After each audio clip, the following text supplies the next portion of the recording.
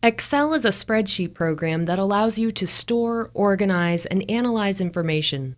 You can use it to create contact lists, budgets, invoices, and just about anything else you can imagine. When you open Excel, there's a good chance you'll be taken to the Start screen first. From here, you can access recent workbooks or create something new, either from scratch or from a template.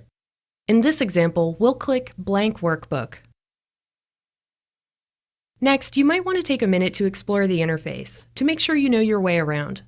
Let's begin with the ribbon, which is the collection of tools and features at the top of the screen. The ribbon is divided into tabs like Page Layout, Insert, and Home, so you can easily find what you're looking for. There are also commands on each tab that have been organized into groups. For example, if you look closely at the font group, you'll find it has everything you need to work with text, including options like bold, italics, font color, and size. Some groups even have an arrow in the bottom right corner that you can click to view even more commands. If you ever feel like the ribbon is taking up too much space, you can always hide it or minimize it. All you have to do is click the arrow in the upper right corner. Then choose the option you want. Also in the upper right corner is a place where you can access your Microsoft account.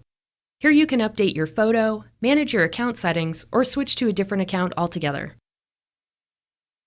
You can even customize your copy of Excel to make certain commands more convenient. Take the Quick Access toolbar in the upper left corner. This area gives you access to frequently used commands like save and undo, no matter where you are on the ribbon. To add more commands, just click the tiny arrow next to the toolbar, then choose the ones you want. I'm going to add new, and also quick print because I use both of these commands pretty frequently. In Excel 2016, you'll also find a new feature called Tell Me. It works like a search bar to help you quickly find tools or commands you want to use. Just type in what you want to do in your own words. The results will give you a few options and then guide you through the process, as well as offering additional resources. Now let's take a look at the workbook itself, which is also sometimes referred to as a worksheet or a spreadsheet. In this example, I've opened an order list that I'm working on. Every worksheet contains cells, columns, and rows for entering data, plus the formula bar for working with your data. If you need to scroll up or down, or even side to side, you can use the scroll bars here and here. In the bottom right corner, you'll find several tools that will help you change the way your worksheet is displayed. To zoom in or out, click and drag the zoom control. The number next to the slider will tell you what the zoom percentage is. You can also switch between different worksheet views using the 3 commands here. Normal is selected by default. This mode is great for everyday tasks like entering and editing data. Page layout shows you what the worksheet will look like on the printed page. You can also add headers and footers here. Page break preview makes it easy to change the location of page breaks in your workbook. This can be especially useful if you're printing lots of data.